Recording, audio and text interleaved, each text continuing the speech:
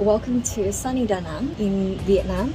I wanted to make this video for you guys today to share a brand new Serbian, Croatian and Bosnian language learning resource. It's absolutely free, by the way.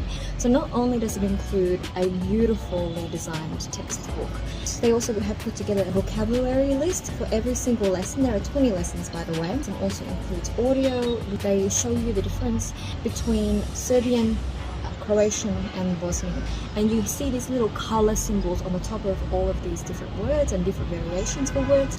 It will at least give you a solid base for A1 and A2 level. If you guys want to access this free resource, click on the link right here below and tell me what you think, and shout out to Alexander and Milica who created this wonderful resource for us learners. And I'll be returning to Serbia really soon as well. Can't wait to see you guys back home. Bye!